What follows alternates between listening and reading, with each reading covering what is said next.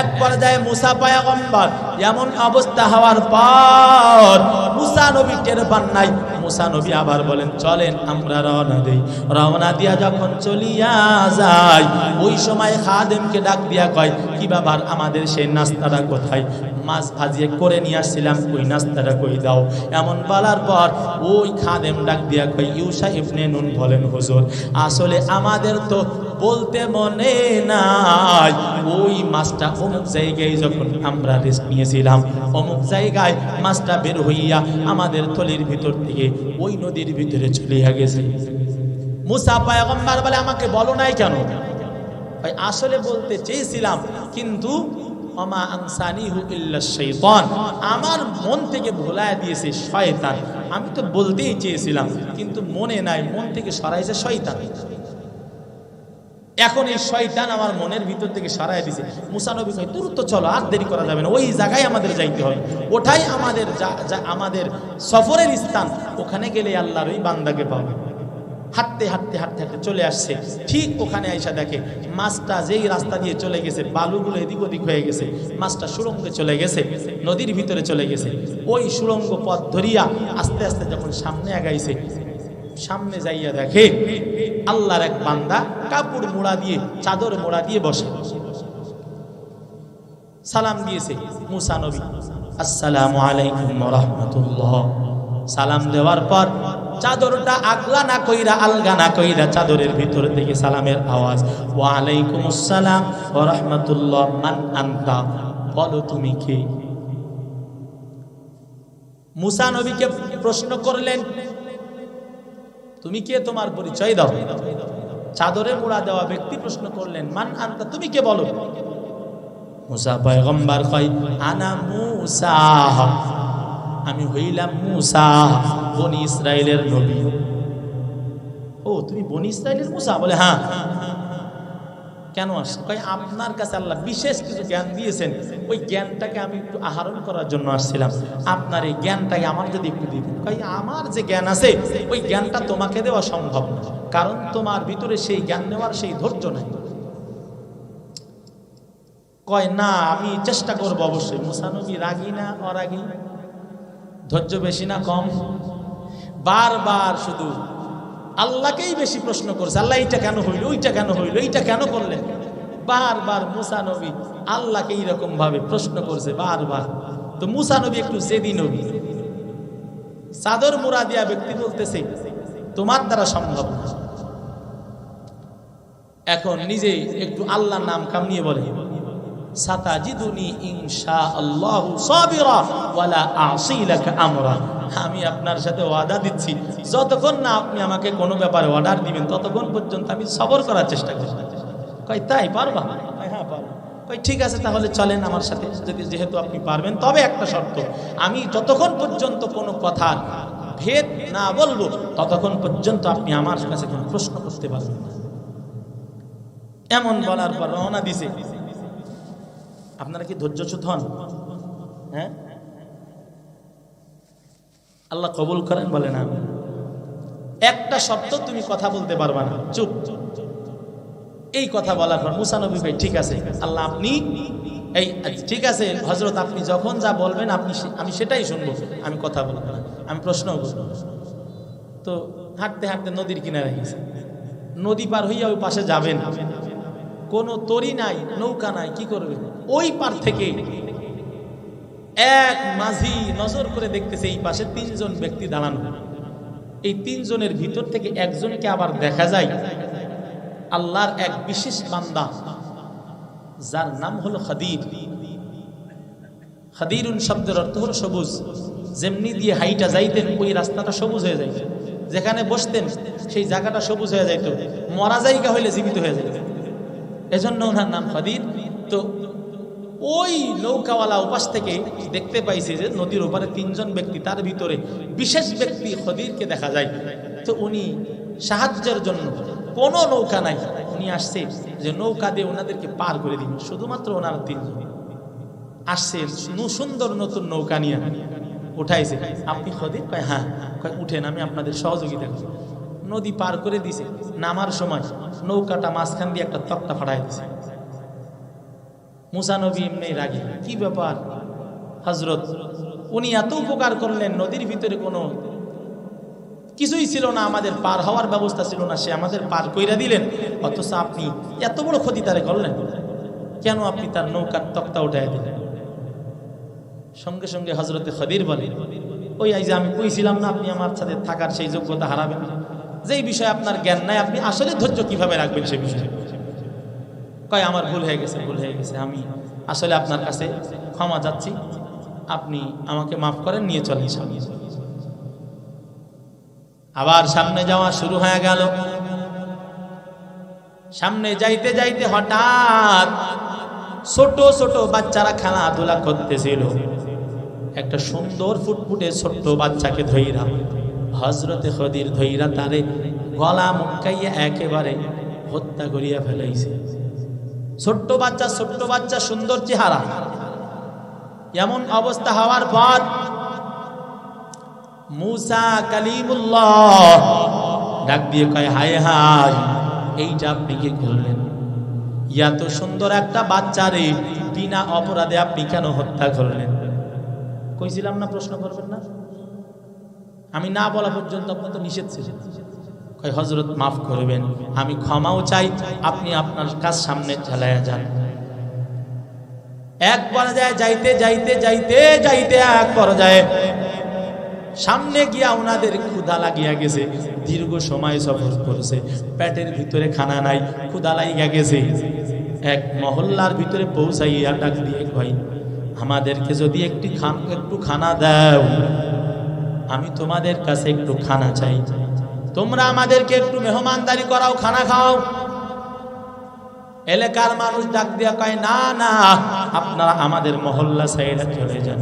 এমন বলার পর ওই এলাকার ভিতরে একটা প্রাচীর, লম্বা একটা প্রাচীর, ওই প্রাচীরটা ভাঙ্গিয়া পড়ে যায় ভাবে এমন অবস্থা। হযরতে খদির মুসা পয়গম্বর সহ ইউসা ইবনে নুন আলাইহিস সালাতু ওয়াস সালাম সকলকে নিয়া জুগাড়ে বানাইয়া ওই প্রাচীরটাকে সুন্দরভাবে সোজা কইরা দিলেন। মুসা নবী প্রশ্ন করবেন, করতে পারে না, এতক্ষণ দুইবার প্রশ্ন করছে, ধরা খাইছে। এখন কি কয়? মুসা নবী কয়, এত এনাদের এখানে আমরা কষ্ট করে আসলাম, পেটের ভিতরে খাবার নাই, অথচ ওনাদের কাছে আমরা চাইলাম খাবার, ওনারা আমাদেরকে খাবার তো দিলই না, বরং আমাদেরকে তারা ধাক্কাইয়া এলাকা থেকে বের করে দেওয়ার জন্য চেষ্টা করলো। আপনি এই পড়ে যাওয়া দেয়ালটাকে কেন সোজা করার জন্য আসলেন? এটা সোজা করলেন কেন? মানে একটু নরম ভাষায় বলার চেষ্টা করতেছে। এমন বলার পর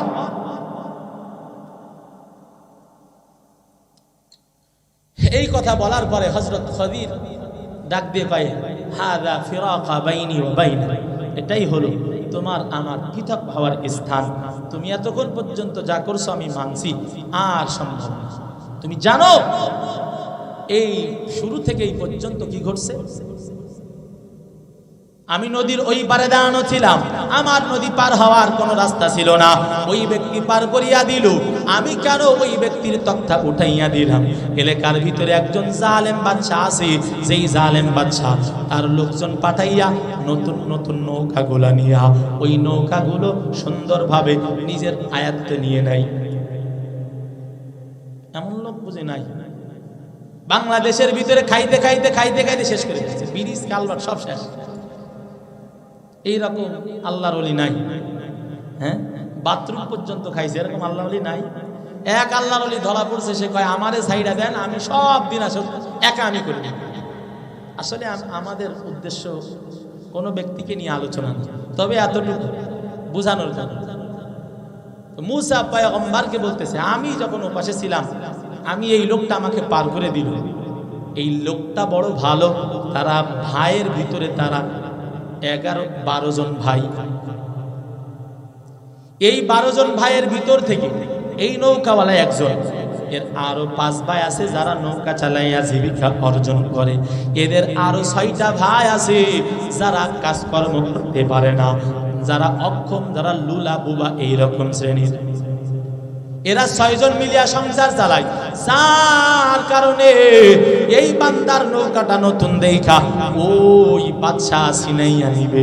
এই কারণে আমি আল্লাহর পক্ষ থেকে জ্ঞাত হইয়া ওই তক্তাটা টান দিয়ে উঠাইয়া দিলাম, কারণে নেককার বান্দা। যার কারণে ওই বান্দারা ওই গাছে বেড়া যখন আইসা নৌকা সিনাইতে আসবে, নৌকা যখন দেখবে নতুন নৌকা নিয়ে যাইতে চাইবে, তাকাইয়া দেখবে তক্তা মাঝখান থেকে ভাঙা। ভাঙা নৌকা তারা আর নিবে না, এই বান্দার কাছে এই নৌকাটা থাইকা যাবে, উপার্জনের শক্তি থাকবে, উপার্জন কইরা খাইতে পারবে। এই জন্য ওই নৌকাটা আমি ছিদ্র করে দিয়েছি। মুসা পয়গম্বর বলে সুবহানাল্লাহ। এইটা আগে বলবেন না, আমি বুঝতে তো পারি না। আমি তো দেখা দৃষ্টিতে শরিয়াতে আমি দেখছি খারাপ। এই শরিয়াতটা কি দেখা যায়, মারেফত কি দেখা যায়? মুসা নবী শরিয়াতের নবী। এখন শরিয়াত মারেফত লাগলে একদল আছে যারা শরিয়াত মারেফত নিয়ে চলে, এরা বলে মারেফত এটাই হলো শ্রেষ্ঠ, শরিয়াত লাগবে না। শরিয়াত লাগবে না, কয় নামাজ লাগবে না, রোজা লাগবে না, হজ যাকাত কিছুই লাগবে না, মারেফত হাসিল করো। এক পীর সাহেবের বইয়ের ভিতরে দেখলাম আসলে আমি কোনো পীরের বিরোধী না, বরং আমি বড় পীরের একজন ভক্ত। অথচ যারা পীর নামে ভণ্ড, পীর নামে কলঙ্ক, তাদের বিরুদ্ধে আমি বুঝছেন কি বোঝেন? আমি আহলুল্লাহর বিরোধী না, তবে ভণ্ডের বিরোধী। পীর দাবি কইরা যারা নামাজের মুসাল্লায় ইমামতির যোগ্যতা রাখে না, মানুষের সামনে কোরআন হাদিস দিয়ে বয়ান করতে পারে না, বিবিরে পর্দায় রাখে না, নিজে নামাজ পড়ে না, নিজে হারাম মাল থেকে বাঁচে না, ও কখনো পীর হতে পারে না, ও আস্ত একটা ভণ্ড। তা বলেন না কেন? পীর হবে সে নামাজ পড়বে, যে নামাজের ইমামতি করতে পারবে। যে এই ভণ্ডের দল বাংলার জমিনে সরল মুলা মুসলমানদেরকে ঈমান হারা করতেছে। ডাক দিয়া দিয়া কয় আয় আয় আমার দরবারে আসবি, নামাজ রোজা লাগবে না, বিনা হিসাবে জান্নাতে চইলা যাবে। আমি কেমন পীর হইলাম যে আমি পীর হইয়া মুরিদরে তরায়া নিতে পারবো না, তাইলে আমি পীর হইয়া লাভ কি? এমন বইলা বইলা মানুষের ঈমানকে খায়, আছে না নাই? এর আল্লাহর গোলাম যারা হক্কানি পীর, তারা কখনো বলে না বান্দা নেক আমল কইরা জান্নাতে যাওয়া লাগবে আল্লাহর রহমত পাইয়া। কোন পীরের ক্ষমতা নাই, কোন পীরের ক্ষমতা নাই কোন মানুষকে তরাইয়া জান্নাতে নেওয়ার। চরমনার হুজুররা ডাক দিয়া দিয়া কয় কোন পীরের ক্ষমতা নাই, কোন মানুষকে জান্নাতে নেওয়ার এই ক্ষমতা কোন পীরের নাই। সেই পীর বলবে জান্নাতে নেওয়ার ক্ষমতা আছে, ও পীর না, ও বন্ড, এর মধ্যে সন্দেহ না। আবার একদল ডাক দিয়া দিয়া কয়, কষ্ট হচ্ছে নাকি? কয় যদি আমার দরবারের মুরিদ হও, কিয়ামতের ময়দানে বিচারের ময়দান তোমার লাগবে না। একজন ডাক দিয়া কইল যদি এই দরবারের মুরিদ হও, তাহলে মুনকার নাকিরের কাছে সওয়াল জবাব দেওয়া লাগবে না। আবার এরা বাউল কিছু আছে, এদের এই বাউলেরা ফাউল করে মাঝে মাঝে, ঢোল তবলা নিয়ে গাজার আসর বসায়, আর ঢোলে বাড়ি দেয় আর কয় কিরামাঙ্কাতে বিহীন রোজ হাসরের দিন, কিরামাঙ্কাতে বিন রোজ হাসরের দিন, আল্লাহর দরবারে যদি করে অভিযোগ, আমি বলবো দুনিয়ায় ছিলাম খাজা বাবার লোক, আমি বলবো দুনিয়ায় ছিলাম অমুক বাবার লোক। আমরাও বলি কিরামাঙ্কাতে বিহীন পাইবে যে দিন, কিরামাঙ্কাতে বিন পাইবে যে দিন, তোরা যারা ছিলি ভণ্ড পীরের লোক, তোদের জুতা মাইরা কইব জাহান্নামে ঢোক। কথা কোন ঠিক কিনা? এরে আল্লাহর গোলাম, আমি খাজার বিরোধী না, আমি তো খাজা মঈনুদ্দিন আজমিরি চিশতি রহমাতুল্লাহি আলাইহি, আমি ওই রকম বড় খাজার ভক্ত, আমি খাজা মঈনুদ্দিনের বিরোধী না। এরে আল্লাহর গোলাম, খাজা মঈনুদ্দিন চিশতি আজমিরি রহমাতুল্লাহি আলাইহি তার দিকে তাকাইলে মানুষ চেহারা দেখা পর্যন্ত ঈমান আনত। মুখের ভিতরে দাড়ির অভাব ছিল না। এ আল্লাহর গোলাম, নামাজ তার ঘাটতি ছিল না, কোনো আমলের ঘাটতি ছিল না। অথচ এখন যারা পীর দাবি করে, নামাজ তো পড়েই না, গাঞ্জা আবাদে সকাল হয় না। আছে না নাই? দরকার নাই গাউসে পাকের গুণগীতি গায়ো, তরিকার ভাইও মরণ কালে ঢোলবাসি বাজায়, আমরা বলি মরণ কালে জুতা দিয়ে পিটায় তরিকার ভাই, মরণ কালে জুতা পিটা দিও, ঠিক কি না? শরিয়াতেরা মুকদ্দম দারে আগনু মারিফত আজ শরিয়াত নিসত বেরো, শরিয়াত হো তরিকত হো তমামি, हकीकत में मोहम्मद की गुलामी। যারা বলে শরিয়াত মানি মারিফত মানি না, আবার যারা বলে মারিফত মানি শরিয়াত মানি না, আমি বলবো দুইয়ে দল ভণ্ড, এর মধ্যে কোনো সন্দেহ নাই। শরিয়াতও লাগবে, মারিফতও লাগবে, কি লাগবে না? কষ্ট পাইছেন নাকি? সবাই কষ্ট পাইছেন? বয়ান শেষ করে দিব। আল্লাহ মাফ করেন যদি আপনারা কষ্ট পান, আমি কোনো গীবত করার জন্য বলি নাই। এগুলো হইতেছে, চলতেছে, মানুষের ঈমান হারা করার জন্য একদল পীর নামের ভণ্ডরা ময়দানে নামছে। আল্লাহ হেফাজত করেন, বলেন আমিন। কি বলতেছিলাম? মুসা পয়গম্বরের সেই কথা বলতেছিলাম যে আমি এই জন্য, খদির বলতেছে তুমি মারিফত জানো না, ভিতরের জিনিস জানো না, বিদায় তুমি খারাপ বলছো। এখন সুবহানাল্লাহ কি? এখন সুবহানাল্লাহ মুসা নবী কইছে না? এখন কই সুবহানাল্লাহ। এরপরে দুই নাম্বার ওই ছোট্ট বাচ্চা সুন্দর শিশুটারে আমি কেন হত্যা করলাম জানো? আমার আল্লাহ আমারে জানাইয়া দিল, ও খদির, ওই ছোট্ট বাচ্চাটারে হত্যা করিয়া ফেলাও, কারণ ও বড় হইলে ও খারাপ হবে, ওর বাবা মা বড় নেককার, বড় ভালো পরহেজগার, যার কারণে এই সন্তানটা যদি বড় হইয়া ও তো কাফের হবে, তাদেরকেও কুফরের দিকে টানবে, সুতরাং তাকে আর রাখা দুনিয়ার ভিতরে যাবে না, তাকে হত্যা করিয়া ফেলাও, বদলাই আমি আল্লাহ তাকে আর নেক সন্তান দান করব, এর থেকে ভালো সন্তান আমি আল্লাহ দিব। আল্লাহ আমারে জানায়া দিলেন। আল্লাহ এই খবর দেওয়ার পর আমি ওই ছোট্ট বাচ্চাটারে আমার নিজের ইচ্ছায় মাদিনায় আমার আল্লাহ আমারে অর্ডার দিছে, এই জন্য আমি তাকে হত্যা করেছি। কিতাবের মধ্যে পাওয়া যায় ওই বাচ্চাটা মরার পর আল্লাহ তাআলা ওই দম্পতিকে একটা নেক সন্তান, একটা মেয়ে সন্তান দিয়েছিলেন, যার গর্ভ থেকে 7 জন বড় বড় নবী আল্লাহ পাঠিয়েছিলেন। মুসা নবী এমন কথা শোনার পর কয় এর বদলায় আল্লাহ নেক সন্তান দিবে, কাফের হবে বড় হইলে, যার কারণে আল্লাহ মারতে কইছে। কয় আলহামদুলিল্লাহ। কেন এখন আলহামদুলিল্লাহ? আগে তো তুমি আমার পরে রাইগা একেবারে শেষ। এইবার মুসা পয়গম্বরকে কয় 3য় নম্বর ভেদ শুনে নাও। যেই দেয়ালটা আমি সোজা করে দিলাম, আসলে ওয়া আম্মাল গুলামু ফাকানা আবওয়াহু মুমিনিনা ফাখাশিনা আন ইরহিকহুমা তুগয়ানা ওয়া কুফরা। এতক্ষণ যা বললাম এইটা আল্লাহ অন্য আয়াতে বলেন ওয়া আম্মাল জিদারু ফাকানা লিগুলামাইনি ইয়াতীমাইনি ফিল মাদিনা ওয়া কানা তাহতাহু কানজুল লাহুমা ওয়া কানা আবুহুমা সালিহা। আমার আলোচনার এই শেষ পয়েন্ট হলো এটা, মনে রাখবেন, ওয়া কানা আবুহুমা সালিহা। আল্লাহ বলেন ওই সম্পদকে আমি আল্লাহ হেফাজত করছি। কেন? কারণটা হলো তার বাবা মা ছিল নেক কাজ করনেওয়ালা। কি কাজ করনেওয়ালা? নেক কাজ করনেওয়ালা। এই যে মুসা নবী 3য় নম্বর ভেদ বলতেছে যে ওই পাঁচিলটা সোজা করলাম এই কারণে, ওই এলাকার মানুষ খাইতেও দিল না, আমরা যখন গেলাম আমাদেরকে ফিরাইয়া দিল। এরপরেও কেন করলাম? কারণ যেই পাঁচিলটা আমি সোজা করলাম ওই পাঁচিলের নিচেই এমন এক আল্লাহর খাস বান্দা গোলাম যে বেশি নেক আমল করত, ওই ব্যক্তি তার ছোট্ট ছোট্ট 2টা বাচ্চা রেখে গেছে, যেই বাচ্চা 2টার জন্য সম্পদ রেখে গেছে, বাবা মা বেঁচে নাই, ওই 2টা নাবালকের জন্য সম্পদ এই প্রাচীরের নিচেই গচ্ছিত। যদি ভেঙে পড়ে যায় তাহলে এই সম্পদগুলো এদিক ওদিক হয়ে যাবে, তারা আর এগুলো পাবে না। তাদের কাছে পৌঁছানোর জন্য নেক আমলকারীর সম্পদকে আল্লাহ হেফাজত করেন, সন্তানকে হেফাজত করেন, সন্তান পর্যন্ত পৌঁছায়।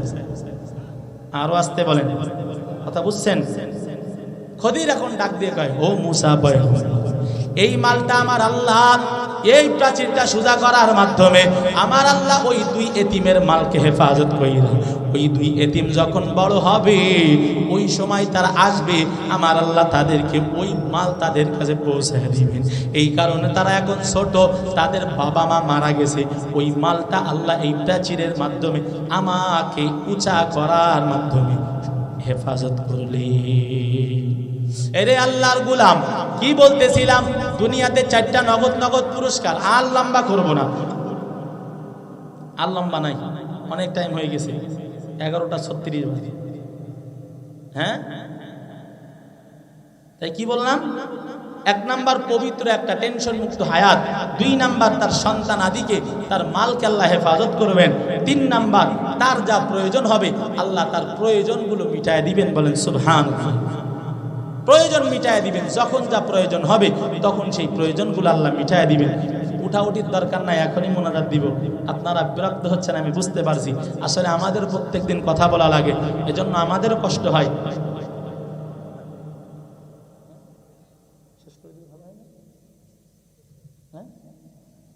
আলহামদুলিল্লাহ। 4 নাম্বার কি, আল্লাহ তাআলা বিপদ আপদ বালা মুসিবতে যখন ওই বান্দা পড়ে যাবে, নেক আমলকারী যখন বিপদ আপদে পড়ে যাবে, আল্লাহ সঙ্গে সঙ্গে বিপদ আপদ বালা মুসিবত থেকে ওই বান্দাকে কুদরতের নজর দিয়ে হেফাজত করবে। আল্লাহ রাব্বুল আলামিন আমাদের সকলকে বেশি বেশি নেক কাজ করার তৌফিক দান করেন। বলেন আমিন। নেক কাজ করব তো ইনশাআল্লাহ, আল্লাহ আমাদেরকে বেশি বেশি নেক কাজ করার তৌফিক দান করেন। বলেন আমিন। এই পর্যন্ত যারা নেক কাজ বেশি বেশি করেন নাই, নামাজ পড়েন নাই, রোজা রাখেন নাই, হজ যাকাত করেন নাই, এরে আল্লাহর গোলাম, আজকের থেকে নিয়ত কে কে করতে পারবেন, আর জীবনে নামাজ ছাড়বো না, আর জীবনে রোজা ছাড়বো না, আর জীবনে মানুষকে ঠকাইবো না, মা বাবার খেদমতের ত্রুটি করব না, আর কখনো আল্লাহর গোলামির বাহিরে যাব না, এমন যদি নিয়ত হয়, খাঁটি তওবার নিয়তে আল্লাহকে 2টা হাত দেখাইয়া দেন। ও দয়ার মালিক, কুদরতের নজর দিয়া তাকাইয়া দেখেন, আপনার গোলামেরা আপনার দরবারে 2টা হাত তুলেছে। আল্লাহ, জিন্দেগিতে যদি আমল করতে পারি নাই, আয় আল্লাহ তওবার নিয়তে হাত তুলেছি, জিন্দেগির পিছনের গুনাহগুলো মাফ করিয়া দেন। আয় আল্লাহ, আমাদের জীবনের আমলগুলো কবুল করে নেন। আয় আল্লাহ, আপনি আমাদের হাতকে কবুল করে নেন। আয় আল্লাহ, মৃত্যুর আগ পর্যন্ত তওবার উপরে ইস্তেকামত থাকার তৌফিক দান করেন। আমিন। আলহামদুলিল্লাহি রাব্বিল আলামিন। الصلاة والسلام على أشرف الأنبياء والمرسلين وعلى آله وأصحابه أجمعين. ربنا ظلمنا أنفسنا وإن لم تغفر لنا وترحمنا لنكونن من الخاسرين. ربنا آتنا في الدنيا حسنة وفي الآخرة حسنة وقنا عذاب النار. رب ارحمهما كما ربياني صغيرا. رب ارحمهما كما ربياني صغيرا. জীবনে না করিলাম বন্দেগী, গুনাহ করে কাটাইলাম জিন্দেগি, গুনাহ করে কাটাইলাম জিন্দেগি। কত গুনাহ করছি মাওলা জীবনে, মাফ করে দেন আপনি মাওলা নিজ গুণে। তওবা করছি আর তো গুনাহ করব না, মাফ করে দেন ও গো রহিম রব্বানা, মাফ করে দেন ও গো রহিম রব্বানা। আপনি যদি মাফ না করেন বান্দারে, বলে না আপনার বান্দা যাবে ঘরদারে, বলে না আপনার বান্দা যাবে কার কাছে। খবর হইল ছোট্ট একটা মাটির ঘর, ওই কবরে থাকতে হবে জনম ভর, ওই কবরে থাকতে হবে জনম ভর। সাপে খাড়বে গুর্জ মারবে, হায় রে হায়, আগুন জ্বালাইয়া দিবে সারা গায়। আয় আল্লাহ, তওবা করেছি, তওবার নিয়তে দুইটা হাত তুলেছি গো মাওলা, জিন্দেগীর গুনাহগুলো আপনি মাফ করিয়া দেন। কত গুনাহ করছি, একটা অঙ্গ প্রত্যঙ্গের গুনাহের কারণে যদি আপনি দরিয়া বসেন, ওই জাহান্নাম ছাড়া উপায় হবে না। ও আল্লাহ, একটা গুনাহের জন্য যদি ধরা পড়িয়া যায়, সামান্য চোখের গুনাহ যদি আপনি দরিয়া বসেন, ও আল্লাহ, জাহান্নাম ছাড়া উপায় হবে না। আল্লাহ, আপনি জিন্দেগীতে যত গুনাহ করেছি, আপনি সব গুনাহগুলো মাফ করিয়া দেন গো আল্লাহ। হাতের গুনাহ, পায়ের গুনাহ, চোখের গুনাহ, জবানের গুনাহ, অঙ্গ প্রত্যঙ্গ দ্বারা যত গুনাহ করলাম, আপনার নাম রহমান, আপনার নাম সত্তার, আপনার নাম কারীম, আপনার নাম গফফার।